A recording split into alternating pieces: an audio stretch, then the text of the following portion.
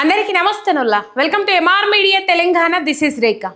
కొండా సురేఖ వ్యాఖ్యలు మనం చూసినాం. కాంగ్రెస్ పార్టీ అధికారంలోకి వచ్చిన తర్వాత ఏ విధమైన వ్యాఖ్యలు చేసింది, బీఆర్ఎస్ వర్కింగ్ ప్రెసిడెంట్ కేటీఆర్ మీద కానీ లేకపోతే అటు నాగార్జున కుటుంబం మీద కానీ ఎటువంటి వ్యాఖ్యలు చేసిందో మనందరికీ తెలుసు. దీని మీద సినీ పరిశ్రమ మొత్తం స్పందించింది. నాగార్జున కోర్టులో పరువు నష్టం దావా వేసిండ్రు. అట్లనే బీఆర్ఎస్ వర్కింగ్ ప్రెసిడెంట్ కేటీఆర్ కూడా పరువు నష్టం దావా వేసిండ్రు. వాస్తవానికి చెప్పాలంటే నాగార్జున ఈ వ్యాఖ్యలను క్షమించిండ్రు. ఏదైతే క్షమాపణ వేడుకున్నది కొండా సురేఖ, నాగార్జున కుటుంబానికి నేను క్షమాపణ చెప్తున్నా, నాగార్జునకు నేను క్షమాపణ చెప్తున్నానగానే ఆ కోర్టులో ఆ పిటిషన్ను వాపస్ తీసుకున్నారు నాగార్జున. దాదాపు ఈ మధ్యలో చాలా మంది మధ్యవర్తిత్వం వహించిర్రు అని చెప్పేసి చాలా సందర్భాలలో వార్తలు వచ్చినాయి. ఒకవైపు ఆర్జీవి కానీ లేకపోతే ఇటు ఇంకా కొంతమంది కాంగ్రెస్ నాయకులు కానీ మధ్యవర్తిత్వం వహించిండ్రు. అందుకని కొండా సురేఖ క్షమాపణ చెప్పింది. ఆమె క్షమాపణ చెప్పినా కూడా యాక్సెప్ట్ చేయనని చెప్పేసి ముందుగా అన్నప్పటికీ కూడా తర్వాత నాగార్జున యాక్సెప్ట్ చేసిండ్రు. నాగార్జున చేసిన పరువు నష్టం దావా కానీ లేకపోతే నాగార్జున చేసిన పిటిషన్లు ఏవైతే ఉన్నాయో అవి విత్డ్రా చేసుకున్నాడు నాగార్జున. ఎందుకంటే క్షమాపణ చెప్పింది కాబట్టి.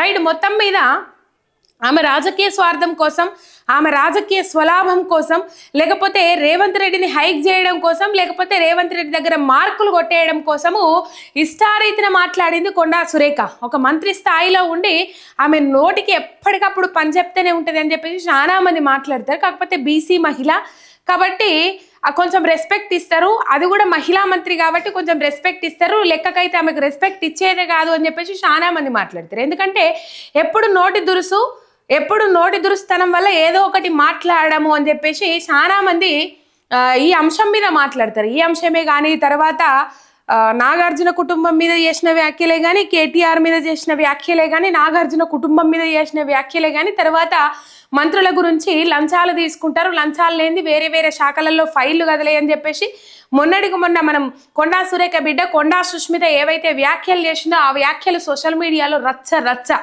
మామూలు రచ్చ కాదు. ఇది ఏదైతే దందా ఉన్నదో ఈ దందాల కాడ లావాదేవీలు అటు ఇటు అయ్యి వీళ్ళకు మధ్యలో లొల్లులు వచ్చినాయి. కొండా సుష్మిత బయటకు వచ్చి చెప్పేసింది డైరెక్ట్. ఏం చెప్పిందో మనం చూసినాం. రేవంత్ రెడ్డి ఇటు పోతే వీళ్ళు ఇవన్నీ పంచుకుంటా ఉన్నారు, రావాల్సిన టెండర్లు రాకుండా చేస్తూ ఉన్నారు, పొంగిలేటి శ్రీనివాసరెడ్డికి ఈ టెండర్లు మళ్లింపజేసిర్రు అని చెప్పేసి దాదాపు చాలా వ్యాఖ్యలు చేసింది కొండా సుష్మిత. ఓఎస్డి సుమంత్ అది కొండా సురేఖ ఓఎస్డిఏనా సుమంత్ మీద ఇదివరకు ఎటువంటి చర్యలు తీసుకోలే, ఎటువంటి ఎఫ్ఐఆర్లు ఫైల్ అయినప్పటికి కూడా అరెస్ట్ చేసిరా చేయలేరా కూడా తెలియదు. ఆయనను కాపాడడం కోసం ఇదంతా రాద్ధాంతం జరిగింది, మనం చూసినాం. అయితే నాగార్జున అది వేరే విషయం. నాగార్జున వేసిన పిటిషన్ ఏదైతే ఉన్నదో పరువు నష్టం దావా, దాంట్లో విత్డ్రా చేసుకున్నారు. విత్డ్రా చేసుకున్న తర్వాత ఇప్పుడు బీఆర్ఎస్ వర్కింగ్ ప్రెసిడెంట్ కేటీఆర్ వేసిన పిటిషన్ ఏదైతే ఉన్నదో పరువు నష్టం దావా, ఆ పరువు నష్టం దావా కేసు కొనసాగుతూ ఉన్నది, విచారణ జరుపుతూ ఉన్నది నాంపల్లి ఈడి కోర్టు. విచారణ జరుపుతున్న నేపథ్యంలో ఈ డిసెంబర్ 5వ తారీఖు డెడ్ లైన్ పెట్టింది.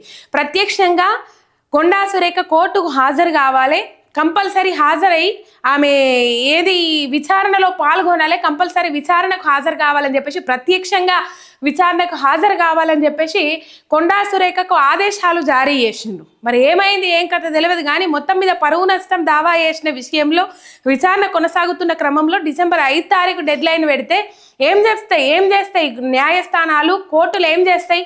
ఒకసారి టైం ఇస్తారు, 2 సార్లు టైం ఇస్తారు, 3వసారి ఉపేక్షించరు. ఎందుకు వస్తలేరు అని చెప్పేసి నాన్ బెయిలబుల్ వారెంట్ జారీ చేసిండ్రు. మొత్తం మీద పోలీసులు కొండా సురేఖను తీసుకొచ్చి కోర్టులో హాజరుపరచాలి అని చెప్పేసి ఆదేశాలు జారీ చేసిండ్రు. మొత్తం మీద కొండా సురేఖకి ఇది బిగ్ షాక్ అని చెప్పుకోవాలి, బిగ్ బ్రేకింగ్ అని చెప్పుకోవాలి. నాన్ బెయిలబుల్ వారెంట్, అది కూడా ఒక తెలంగాణ మంత్రికి నాన్ బెయిలబుల్ వారెంట్ ఒక నాంపల్లి ఈడీ కోర్టు జారీ చేసిందంటే మరి ఎందుకు హాజరు కాకపోయి ఉండొచ్చు? ఇటు నాగార్జున విషయంలోనేమో క్షమాపణ చెప్తారు, క్షమాపణ చెప్పి తప్పైంది అని చెప్పేసి ట్విట్టర్ వేదికగా నాగార్జునను ట్యాగ్ చేసి మరి సారీ చెప్తారు, క్షమాపణ చెప్తారు. అటు నాగార్జున కుటుంబానికి ఎంతైతే దిగజారుడు వ్యాఖ్యలు మాట్లాడి అటు నాగార్జున కుటుంబానికి ఎంతైతే కీడు చేసిందో ఇటు కేటీఆర్ కుటుంబాన్ని కూడా అట్లే చేయాలని చెప్పేసి ఆలోచనలో భాగంగా ఇవన్నీ చేసింది కొండా సురేఖ. కాబట్టి కొండా సురేఖ మరి కేటీఆర్కి ఎందుకు క్షమాపణ చెప్తలేదు అనేది ఇక్కడ పాయింట్. మరి క్షమాపణ చెప్పినా చెప్పకపోయినా యాక్సెప్ట్ చేస్తారా చేయరా కూడా తెలియదు. ఎందుకంటే అంతగానం గాయపరిచింది కొండా సురేఖ. కావాల్సుకొని నోటు దురుసు వల్ల కావాల్సుకొని కాంగ్రెస్ నాయకుల దగ్గర మార్కులు కొట్టేయడం కోసం ఇటువంటి వ్యాఖ్యలు చేసింది. కాకపోతే నాంపల్లి ఈడీ కోర్టు మాత్రము కొండా సురేఖకు షాక్ ఇచ్చింది. ఎట్టి పరిస్థితులలో మీరు హాజరు కావాలి, లేకపోతే నాన్ అవైలబుల్ వారెంట్ జారీ చేస్తాము అని చెప్పేసి అప్పుడే హెచ్చరికలు జారీ చేసింది. December 5 దాటింది.